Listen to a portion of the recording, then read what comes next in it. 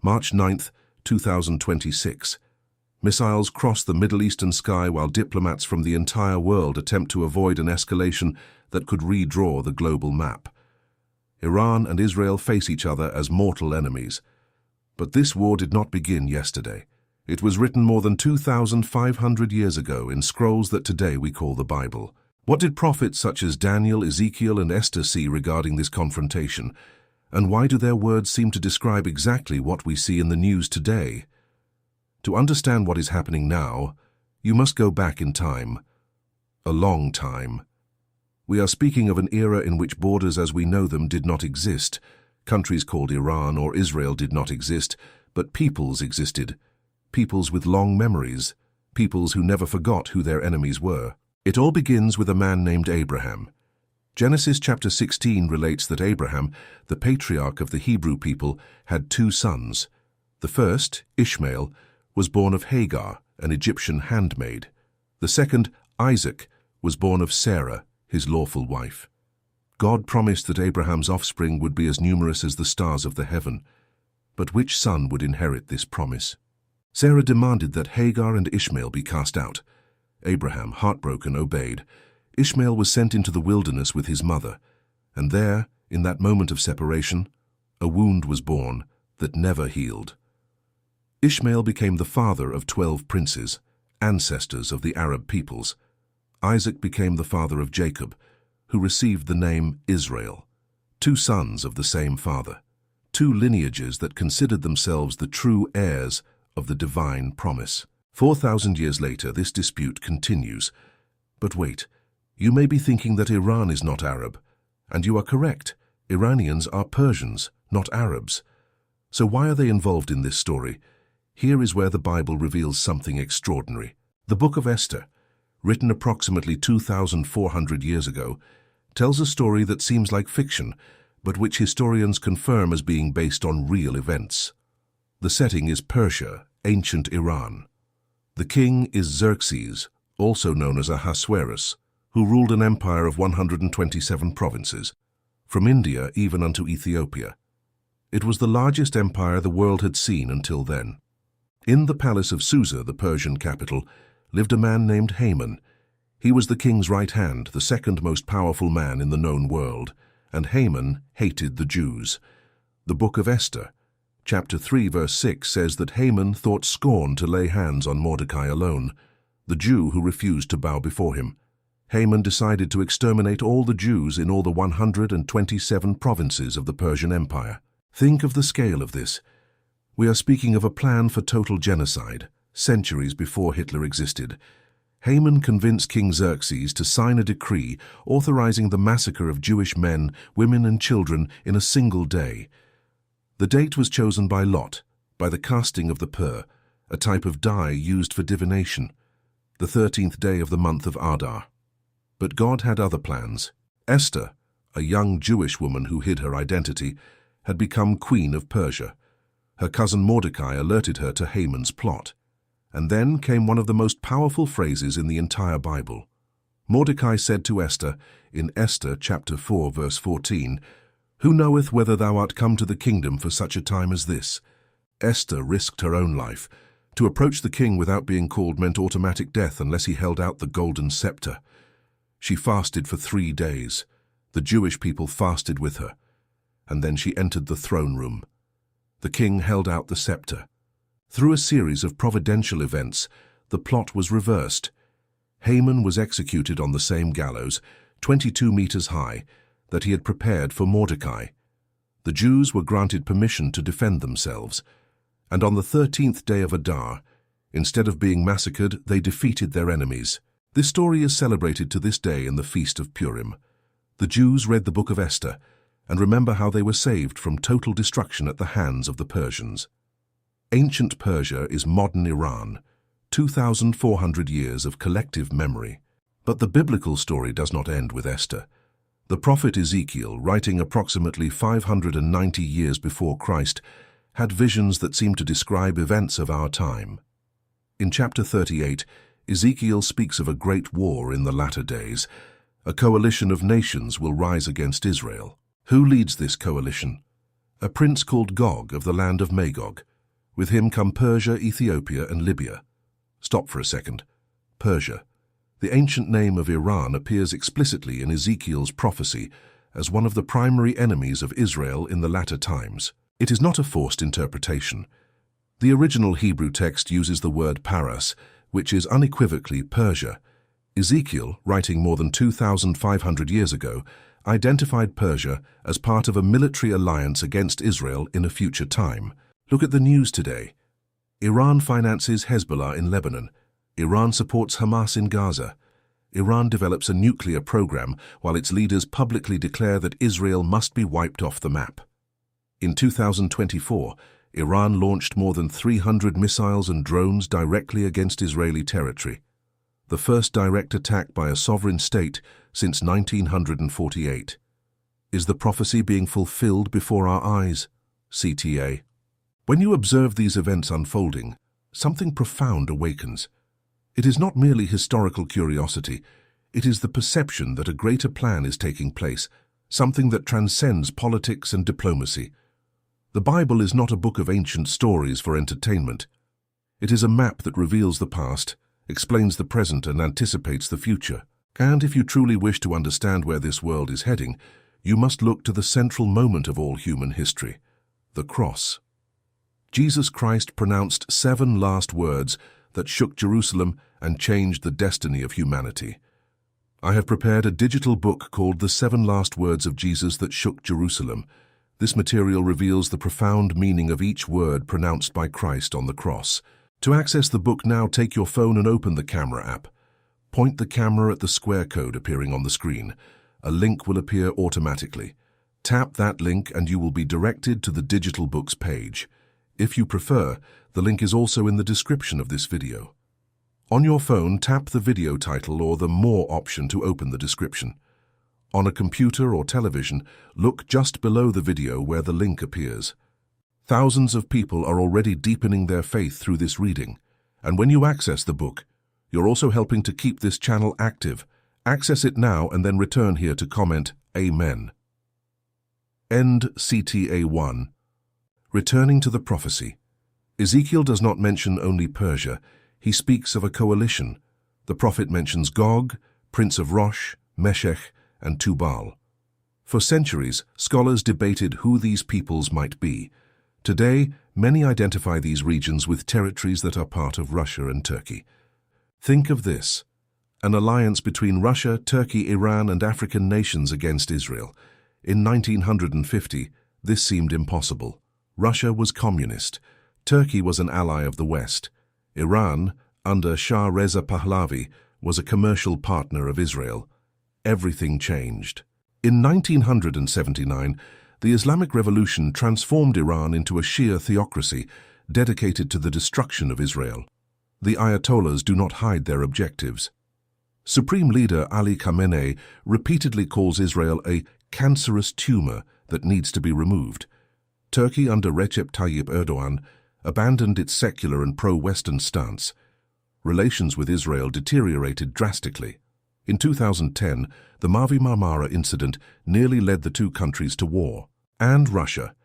Vladimir Putin built a strategic alliance with Iran that would have been unthinkable during the Cold War. Russian troops operate in Syria, only dozens of kilometers from Israeli borders. Russian military technology equips the Iranian army. The coalition described by Ezekiel 2,600 years ago is forming now. But it is not only Ezekiel.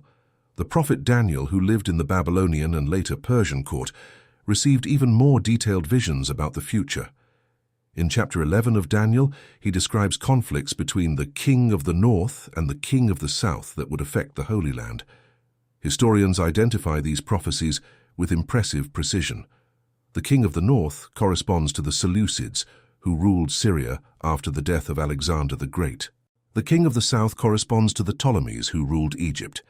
Daniel predicted invasions, marriage alliances that would fail, specific battles. Everything happened exactly as he described, centuries before the events occurred. The Jewish historian Flavius Josephus, writing in the 1st century, recorded that when Alexander arrived in Jerusalem, the priests showed him the book of Daniel. Alexander was so impressed by the prophecies concerning a Greek empire that would conquer Persia that he spared the city. But Daniel also saw beyond his time. In chapter 12, he speaks of a time of trouble, such as never was since there was a nation. He mentions the resurrection of the dead and a final judgment. These are prophecies that have not yet been completely fulfilled. What is the connection between the ancient Iran-Israel conflict and these future events? Why does the Bible dedicate so much space to this specific region of the world? The answer lies in the land. Israel is not just a country. For Jews, Christians, and Muslims, it is the Holy Land. Jerusalem is the most disputed city in human history. The Temple Mount, where Abraham nearly sacrificed Isaac, where Solomon built the first temple, where Jesus taught and was arrested, is considered sacred by 3 religions totaling more than 4 billion people. The Bible asserts that God chose Israel as his special land and the Jews as his chosen people, not because they were better than other peoples, but to be instruments of his revelation to the world. Through Israel came the Scriptures.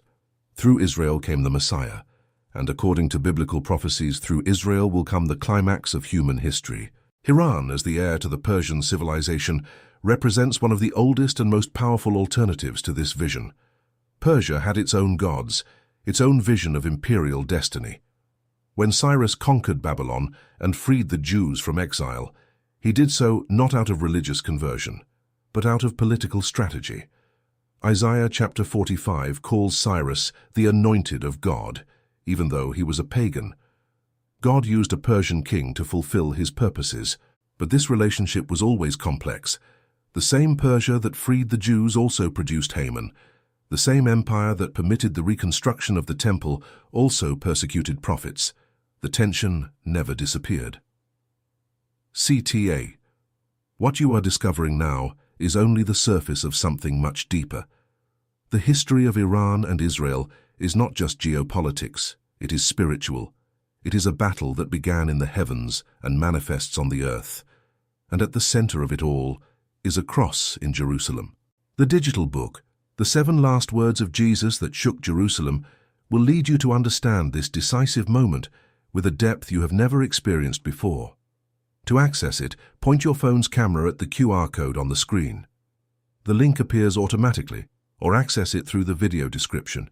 Your reading helps keep this channel producing biblical content. Access it now. NDCTA 2. Let us speak of numbers. The current conflict is not an abstraction. These are real lives. Since the founding of the State of Israel in 1948, approximately 25,000 Israelis have died in wars and terrorist attacks. On the Arab and Palestinian side, the numbers are even higher. Hundreds of thousands of refugees were created, entire cities destroyed, complete generations growing up under permanent conflict, families separated by walls and borders that seem insurmountable. The human cost is incalculable. Children who have never known peace, fathers who buried sons far too young, mothers who wake to the sound of sirens. It is easy to look at maps and statistics. It is harder to see the faces behind the numbers. Iran has invested billions of dollars in financing groups such as Hezbollah, which possesses an arsenal estimated at 150,000 rockets aimed at Israel. 150,000. This number is equivalent to more rockets than most national armies possess. Hamas in Gaza had approximately 30,000 combatants before October 2023. Islamic Jihad, the Houthis in Yemen, militias in Iraq and Syria form what Iran calls the axis of resistance. Israel, in response, maintains one of the most advanced armies in the world. The Iron Dome system has intercepted thousands of rockets since 2011. The Israeli Air Force has carried out hundreds of strikes against Iranian targets in Syria. It is a war that does not end, a war that the Bible predicted. But there is something we must understand.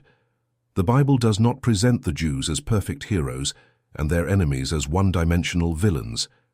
The Hebrew prophets were the greatest critics of their own people. Isaiah, Jeremiah, Amos denounced the injustice, the idolatry, the hypocrisy of the kings of Israel. God is not partial. He loves all peoples. The promise to Abraham included that through him all the families of the earth would be blessed. Genesis chapter 12, verse 3. Not only Israel, all families, This includes the Persians. This includes you. The prophet Jonah was sent to Nineveh, the capital of the Assyrian Empire, a mortal enemy of Israel. When the Ninevites repented, God forgave them. Jonah was furious. He wanted to see the destruction of his enemies. But God taught him that his mercy extends to all. It is easy to look at the Iran-Israel conflict and choose a side. But the Bible calls us to a higher perspective. Ordinary Iranians, just like ordinary Israelis, are human beings created in the image of God. Mothers who love their children, fathers who work to support their families. The regime of the Ayatollahs does not represent all Iranians. Many Iranians remember the times before the revolution when Israel and Iran were partners. The Jewish community that still lives in Iran, approximately 25,000 people, is the largest in the Middle East outside of Israel. The Bible forbids us to hate. Thou shalt love thy neighbor as thyself. Leviticus 19 verse 18. Jesus expanded this to include even enemies. In the Sermon on the Mount, Matthew chapter 5, Jesus said, "Love your enemies and pray for them which persecute you." This does not mean ignoring evil. It means not letting evil transform us. CTA 2. In the midst of so much hatred, so much violence, there is a message that traverses the centuries, a message of reconciliation, a message of forgiveness. The last words of Jesus on the cross were not of vengeance, they were of forgiveness, of love, of surrender. And these words have the power to transform hardened hearts. The digital book, The 7 Last Words of Jesus That Shook Jerusalem, will show you how this message can change your life. Point your camera at the QR code on the screen or access the link in the description. You also help the channel continue producing this content. End CTA 2. So, what does the Bible actually say about the future of this conflict? Ezekiel chapters 38 and 39 describe a massive invasion of Israel by a coalition led by Gog. The armies surround Israel. It seems there is no hope. And then God intervenes directly. Earthquake, fire, brimstone, plagues. The invaders are destroyed in a supernatural way. This prophecy has not yet been literally fulfilled. Interpretation varies, but the text is clear. In the end, God defends Israel. This does not mean that Israel is always right in its actions. It means that God's purposes for that land will not be frustrated. Jesus also spoke about this. On the Mount of Olives, days before his crucifixion, the disciples asked about the signs of the end of the age. Jesus mentioned wars, rumors of wars, nations rising against nations. Matthew chapter 24. He said there would be tribulation such as never was before, and then he would return. Could the Iran-Israel conflict be a prelude to these events? Many scholars of biblical prophecy believe so. They point to the restoration of Israel as a nation in 1948 as the fulfillment of Ezekiel 37, the vision of the Valley of Dry Bones. They see the formation of alliances between Russia, Iran, and Turkey as preparation for the war of Gog and Magog. But other scholars urge caution. Prophecies have been misinterpreted before. Humility requires that we recognize the limits of our understanding. What is undeniable is that the Bible speaks about these conflicts, that 2,500 years ago, prophets identified Persia as an antagonist of Israel in the latter times, that the hatred described in the book of Esther remains alive today. And what is equally undeniable is that the solution will not come from diplomats or generals. The root of the conflict is spiritual. CTA 2. The story you are following is not just about Iran and Israel. It is about the whole of humanity. And at the center of this story is a question that each person must answer. What will you do with Jesus? The 7 last words he pronounced on the cross contain the answer to all human anguish. Take your phone, point the camera at the QR code on the screen, and access the digital book, The 7 Last Words of Jesus That Shook Jerusalem. The link is also in the description. Access it now and discover the message that can change your eternity. End CTA 2. Let us recapitulate the prophetic timeline. Approximately 4,000 years ago, Abraham receives the promise that his offspring will inherit the land of Canaan. His 2 sons, Ishmael and Isaac, begin 2 lineages that dispute this inheritance. Approximately 3,000 years ago, David conquers Jerusalem and establishes the kingdom of Israel. His son Solomon builds the first temple. The glory of Israel reaches its peak. Approximately 2,600 years ago, the prophet Ezekiel, exiled in Babylon, receives visions about a future invasion of Israel by Persia and its allies. Approximately 2,400 years ago in Persia, Haman attempts to exterminate the Jews. Esther intervenes. The Jews are saved. The Feast of Purim is established. Approximately 2,000 years ago, Jesus Christ is born in Bethlehem, ministers in Galilee and Judea, is crucified in Jerusalem, and rises on the third day. He prophesies the destruction of the temple and future wars. 70 years after Christ, the Romans destroy Jerusalem and the Second Temple. The Jews are dispersed throughout the world. The exile lasts nearly 2 millennia. In 1948, the State of Israel is proclaimed. Jews from all over the world begin to return.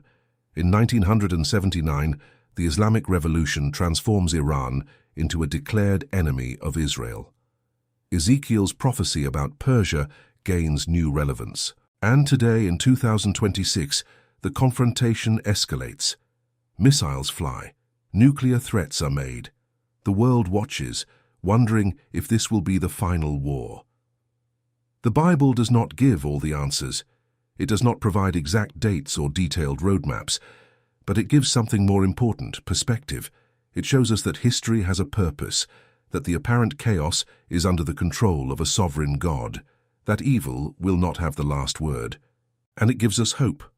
Not a naive hope that human beings will resolve their conflicts alone, but a hope based on the promise that God will complete his work, that peace will come, that justice will prevail, that one day, as Isaiah said, swords will be beaten into plowshares and spears into pruning hooks, and nation shall not lift up sword against nation. That day has not yet arrived, but it will arrive. In the meantime, what can you do? First, do not let yourself be consumed by fear. Jesus said, "Let not your heart be troubled." John chapter 14. He knew that difficult times would come, but he also promised to be with us until the end. Second, seek understanding. Study the scriptures. Do not rely on sensationalist interpretations. Return to the biblical text. Be humble about what we do not know. Third, pray for the peace of Jerusalem. Psalm 122 invites us to do this. Pray for the peace of Jerusalem. They shall prosper that love thee. And fourth, live as an agent of reconciliation, wherever you are, in your relationships. Peace begins at home.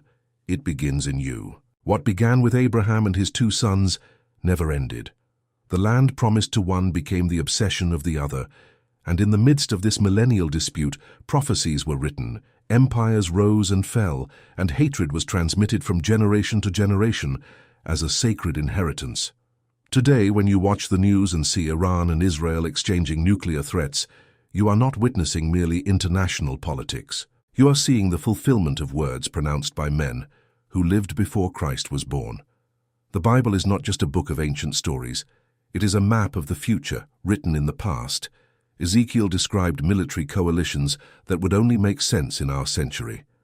Daniel revealed sequences of empires that modern historians confirmed with archaeological precision, and Esther showed that, even when God's people seem destined for destruction, there is a greater plan operating behind the scenes of history. You can ignore these connections. You can call it coincidence. But when prophecies from 2,500 years ago describe with geographic, political and military exactitude what happens today, perhaps it is time to open that book again, not as ancient literature, as a survival manual for the times that are to come. You have come this far because something in your heart recognizes that we are living in extraordinary times. The Bible is not fiction. The prophecies are being fulfilled, and at the center of it all is one person, Jesus Christ. The 7 last words he pronounced on the cross contain truths that the world needs to hear now more than ever. Truths about forgiveness, about salvation, about hope in the midst of chaos. I have prepared the digital book, The 7 Last Words of Jesus That Shook Jerusalem, especially for those who want to deepen their faith at this decisive moment in history. To access it now, take your phone, open the camera app, and point it at the QR code on the screen. A secure link will appear, tap it, and you will have immediate access to the book. If you prefer, the link is also in the description of this video. On your phone, tap the video title or the More option to see the full description. On a computer or television, the link appears just below the video. When you access this book, you are also helping to keep this channel active, producing biblical content that brings the Word of God to thousands of people. Access it now. And then return here to comment Amen